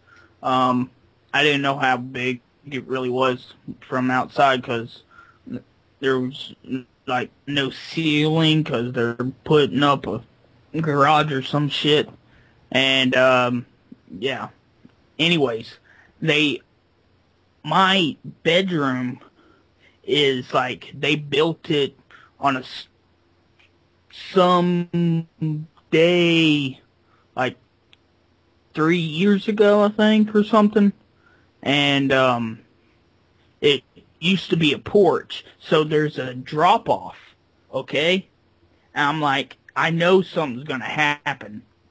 And so they bring it in, and they go off the side or whatever, off the drop-off, and I hear something go like, I'm like, oh my God. Please don't tell me the monitor just broke. And then my stepbrother plugs in the arcade cabinet because he's like, oh, let's play whatever. And, you know, he switches it on, and then nothing comes up. Like, the light on the marquee doesn't come on, or the monitor. And I'm like, oh my God, you gotta be shitting me. I spent $550 on this, and it just broke. And, you know, I'm fucking, like, punching fucking shit, like, my desk and that fucking control panel on the damn arcade machine, and just punching the hell out of it. And if I could have picked up that, you know, took off the control panel, I threw it across the, like, road or something, and then he switches the switch at the top and everything comes on. I'm like, oh my God. It works. See, I like people like you because Yeah. people sell machines. Well, arcade machine's not working. I'll sell it really cheap. So you get there and it's something silly like that. They just turn the switch off. There you go, Techno. You have a buyer. Oh my God. You have much to learn, son. And not to burst your bubble, but arcade machines will break, so it will happen. Yeah, I know. It's gonna happen. I already knew that. I was like, I'm gonna have to learn to fix. Well, just, you know, don't be afraid. Crack it open. Look inside. You know, kind of understand how things work. Watch a lot of YouTube videos, and I mean, you'll get it over time. I mean, the more you get into them, the more you'll absorb. And like, I'm no expert, but like, you know, if something goes down, I can usually diagnose it. Okay. Crack her open. So yeah, Replace those that's joysticks. better. That I need to badly.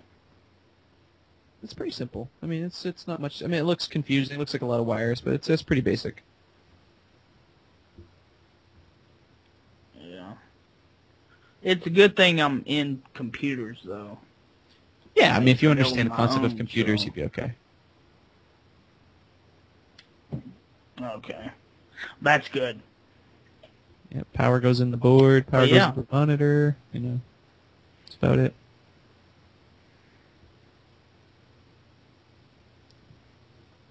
Yeah. First off, before we get off this arcade, I've heard from, you know, on All Gen Gamers and whatnot, with Black Dog 7 being on their podcast once. Can a monitor kill you? Yes. Yes? Okay. It can. Well,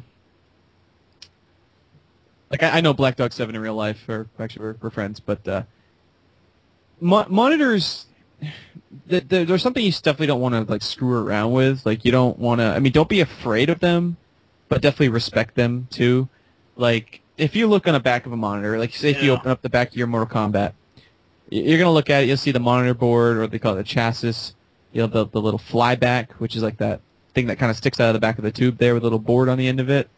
And then you have this thing called the anode cap. So it looks like a suction cup on the tube. Don't ever grab that anode cap and yank it off, because you will, or you don't will, but you probably can get yourself shocked and possibly, like, you know, really fuck yourself up. So, but yeah, as long as you don't touch that, don't touch the flyback or touch the neck or anything like that while it's on. I mean, you're okay. I mean, you can still kind of touch stuff, but you know, just kind of obviously work on, if you're ever gonna play with it, don't keep a thing on and plug it in. That's where you're asking for fucking danger. But yes, there's proper ways of charging it. I've watched Black Dog 7's videos way before I even got this machine. Mm-hmm. What is the best way to turn off the arcade machine? Like, just unplugging it, or turning the switches off, or what? I mean, there's no right or wrong way of turning it on or turning it off. What I normally have mine on like a surge strip, and I just turn off and on the surge strip. Because I mean, like I said, there's no right or wrong way of doing it. I mean, you can always keep it plugged in, and just hit the switch on the top there. I mean, they all kind of do the same thing. Just kind of sending power to the game and it comes on. So, like I said, there's really no right or wrong way. Yeah. Whatever's easier for you. All right. Okay. So yeah. It's time for a shout out. And that shout out is, I don't know how you would pronounce it, but it's Trouble, but it doesn't have the E on it. It's TROUBL 8385. I believe his videos are kind of like a hub of the gaming community. His videos are, YouTube gaming community number whatever. He's on 126 right now. He talks about, videos he's seen from all kinds of YouTubers. I've seen Jumblejunkie on it, and he's mentioned me before. It's kind of like a hub, kind of like Pete's Game Room forum. You can, like, say you want to find a new person in the gaming community. You just have to go to this guy's channel and look, just watch one of his videos and look in his the description box. I almost forgot what it was called. And he links everyone that he mentions YouTube channel up, and yeah, it's awesome way to get noticed and whatnot. He does like shout outs that people really don't do anymore. Well, it's funny, like with YouTube, it's like when I started this 3 years ago, like when you got a shout out, it was like a big deal. But then again, there really weren't that many people doing this. But now, you don't really see a lot of shout outs, but you can actually put people in your channel box, in your actual channel, which for a while used to be partners only, used to be able to do that. So that like helps out a lot too. But yeah, he's like he's like the gaming community guru. That he watches everything, seems like. Yeah. Have you watched them before, Clava? No, never. I have. I've been subbed to him for a while. Oh my gosh. What's the screen name again? I always fuck it up. TROUBL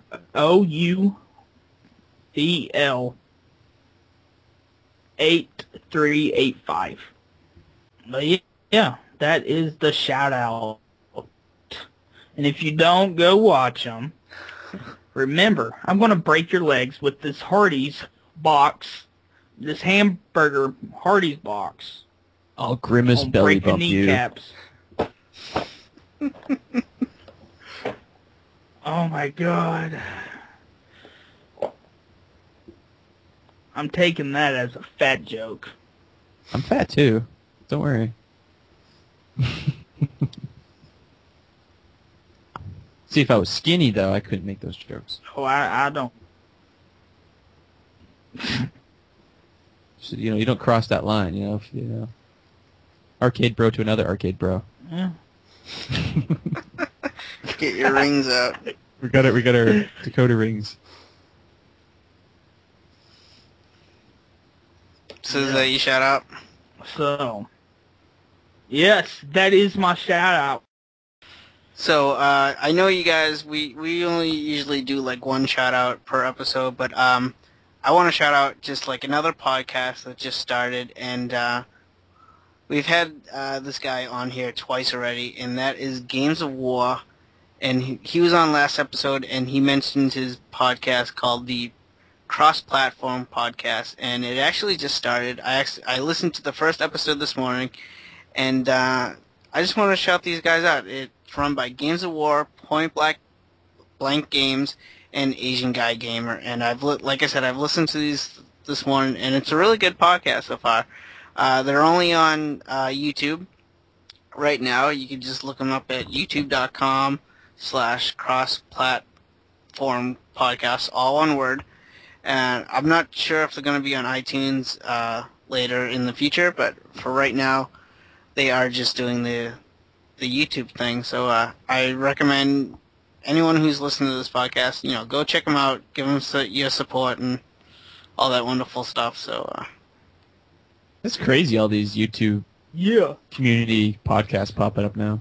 Yeah, it's great. I think it's great, because I don't know about you guys, but I've been having like more fun doing this podcast than my videos. Yeah, that's the thing. Like, it's like once you start a podcast, it seems like you get more excited to like talk about like new stuff or talk to the guests this next week, and then like for me, I think of the podcast now first, and then like what I'm gonna do for videos like after that. Like just because it's more fun and casual. Yeah, it's just like shooting the shit with friends, and you don't have to like script stuff out, Yeah, exactly. Yeah, it's fun.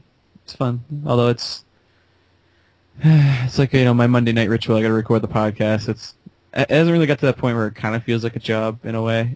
Because we're pretty on schedule, man. Monday nights at 8:30. That's when we record. So, and then Tuesday night is when I edit the thing. So we're kind of on like a job schedule. It seems like. Yeah, that's what I do. Is we record on Thursdays. Friday night I edit. Saturday morning it gets posted. Oh, you stretched out the 3 days. Ooh. Dude, like you just said, it was like a job, man. I have other things I want to do. I just want to say this right now. If you guys, anyone who's listening to this, and if you guys are interested in doing a podcast, I'm just telling you right now, and Tim already knows this, like, it's a lot of work. It's not just like, oh, we'll just get a couple guys together and we'll do a podcast and we're really awesome. It's you think that, but it's really not. It's actually a lot of work. So it's you gotta put in work. Yeah, you gotta put in the time. You gotta know what you're talking about, and even if you know what you're talking about, you still kind of sound like a douchebag. So. Well, it's not like we're editing a 5 to 10 minute video. You're editing something that's an hour to 2.5 hours sometimes. Yeah. Stuff. But I was saying. Go ahead, I'm sorry. Like I was saying, it's like it'll get to that point where I feel like not like my podcast is like the fucking end all be all. Definitely not for sure. But like we can record, and honestly, I don't have to sit and listen to my podcast and edit the thing. I don't have to.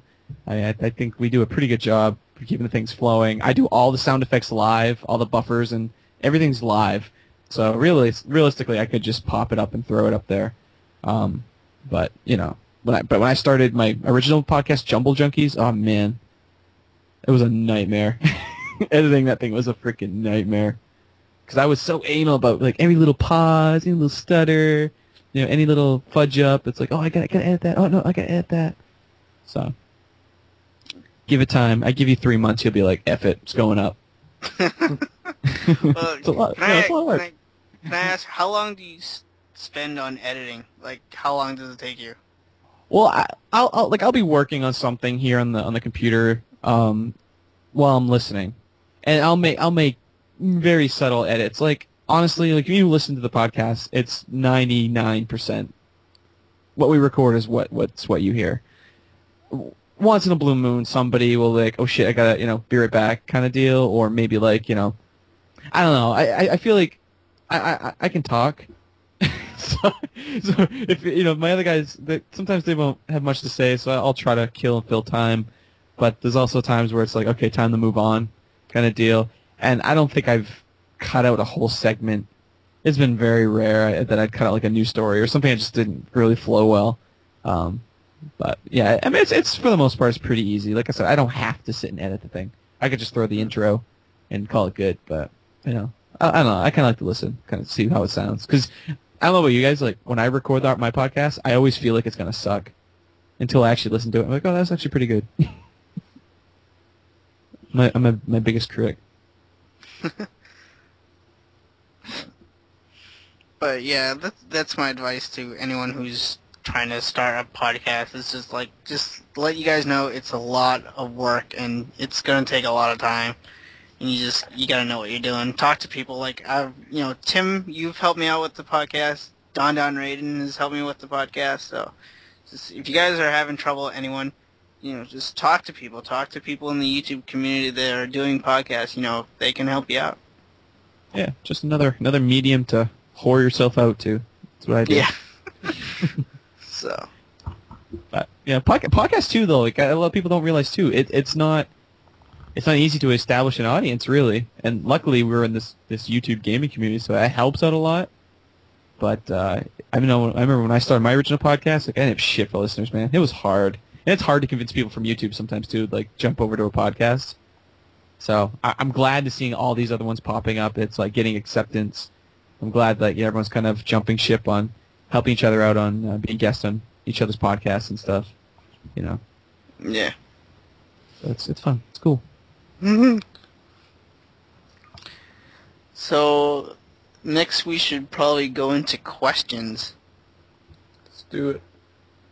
It's question time! It's question time! That's our little buffer right there. That's our only buffer right there. Nice. Minus the burp. With the burp. Alright, and unfortunately we have one question this week, and it is from our good naked friend, Play Lives. And he asked... Yeah, I know. Again?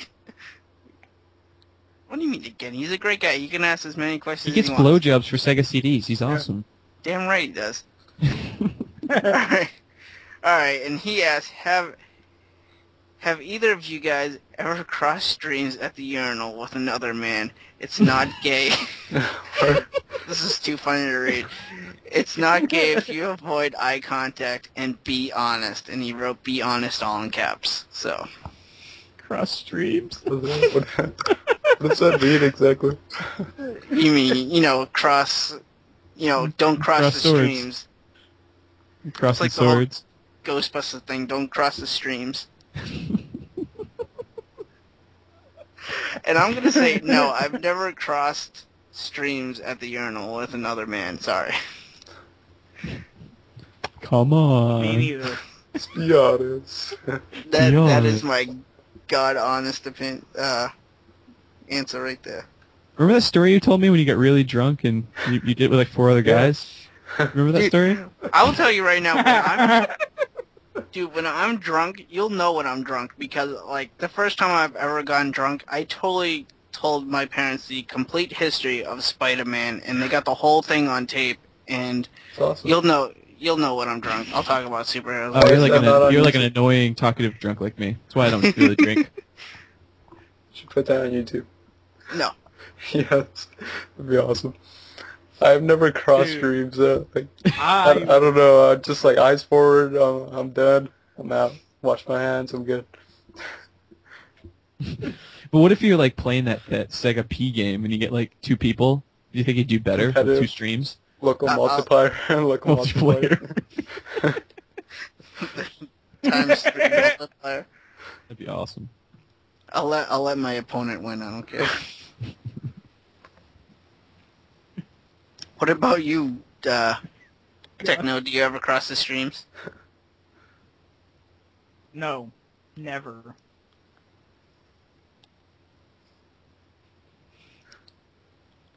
Fucking Play Lives. What about you, Tim? You cross those streams? Every day, duh. Of course. Who doesn't? Apparently the three of us don't. Guys are missing out. It's fun. Yeah, I guess so. Alright, well that is our only question for this week, and I just like to say, you guys, if you guys have any questions for any future episodes or comments, you could either, if you're listening to this on YouTube, you can write a comment below. If you're listening to this on iTunes or you just want to get a hold of us, you can email us at pressstartpod@gmail.com, and we will read your question on the next episode. So, there are ways to contact us. No way. So guys, that is episode 8 of the Press Start podcast, and I like to thank our guest, Tim, aka Jumblejunkie, for being online with us today. Yep. I am a tired, beaten man. Yeah. I will dream of crossing streams and Grimace all night long. Oh my god. Oh. Crossing streams with Grimace. Or, yeah. My night is tainted. Thanks, Press Start podcast. You're welcome. So, why don't you tell everyone where they can find you? Well, they can find me on YouTube, youtube.com/jumblejunkie, or they can go to my fabulous website, jumblejunkie.com, and then my that podcast I'm on, operationkillscreen.com, and we are on iTunes. Ting. So listen. Yeah, we're about, 40... How many episodes are we at right now? 44? We're at 44 if you count the episode 0. We're at 45. So we're getting there. We're getting close to 50. And where can our fine listeners find you, Mr. TechnoSqueek? YouTube. And I'm not spelling it out, because if you don't know by now, you shouldn't even be watching. They're not watching, they're listening. Mr. Whatever. No, I meant watching me. YouTube.com/GRIMACE. Oh my gosh. No, it's youtube.com/MrTechnosqueek. And remember the 2 E's. So yeah. And squeak. And, yeah, squeak. Yeah. And I'm on Twitter, so it's the same thing, whatever. I post up some hentai pictures up there for all you Sweet. pervs out there. Following, obviously. Awesome. New follower. New subscriber. Dude, I'm a pervert. Nah, I ain't gonna lie. He plays those urinal Dude, games. that High School of the Dead. High School of the Dead, oh my god. I don't know what to say to that. Alright, Dan, where can our listeners find you? They can find me at YouTube, no way. YouTube/NostalgicDan1. You can follow me on Twitter. I don't post any hentai pictures, sorry. But I'm on Twitter. I have a Facebook page, Nostalgic Dan. Following. I just post urinal gameplay videos. See, I'm looking at you guys' YouTube channels. You guys look nothing like I thought you did. Well, I've met Cliva before, but... Yay! And they can follow me on twitch.tv to see me live stream random gameplay. Just coming off that 24-hour live stream, so still recovering. But yeah, that's pretty much it. Where can our listeners find you, Cliva? Well, they can find me at youtube.com/quickfreeze4, and that's the number 4. And, I do a couple cool superhero video game related videos. And you could also find me on Facebook. I have kind of like a community fan service page or something. I post what I'm working on, what I'm doing with my channel, and what I'm doing with this podcast. So you can find me there. That's about it where you can find me. Where our listeners can find this wonderful podcast is also on YouTube at youtube.com/pressstartpod. You can find this on iTunes. If you search the Press Start podcast, you can find us with the little black NES logo. It's a very cute logo. I made it myself. I love it. And recently, I haven't told you guys yet, but this is kind of some breaking news. I've been talking to Don Raiden, and he has asked us if we would like to put our episodes on his averagegamershow.com. Mm. So I accepted his offer. So Oh, shit. You didn't talk it over with the rest of us. I know. I wanted it to be a Heartbroken. surprise, guys. You. No, it's really cool. I love that website. He's done a real good job making it.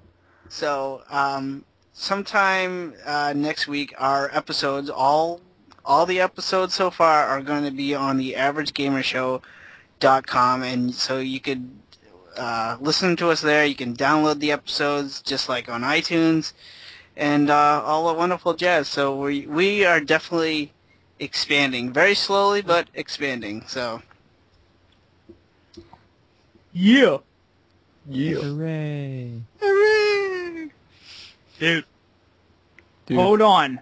Oh, Before God. we end this, my phone has just told me I got a new subscriber. It's Jumblejunkie. I never heard of that guy. Yeah, I heard he likes Grimace. Wow. Dude, me Grimace. neither.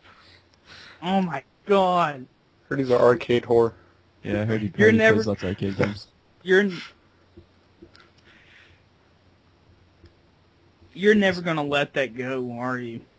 No, it's stuck with you now, buddy. Buddy. You always be known as Grimace to me. You gotta make me. Hey, well, you're the Gotta one that make was me chewing a a new cheeseburger before we YouTube started to channel. record. You're like, hey, what's up, TechnoSqueek? You're like, oh, nom, nom, cheeseburger. Nom, nom, nom, Mortal Kombat cheeseburger. We should probably end this thing now. Yeah. Yeah, I gotta go to bed. I'm freaking tired. Yeah, bro. Later, All right, guys. guys. So thanks for listening, guys. Thanks for having me on, guys. No Bye. problem. Woo. Love you guys. Bye. I love you. Yeah. I love you. I love you, Derek. But I love Tim more, so. I know. Oh, that's some bullshit right there.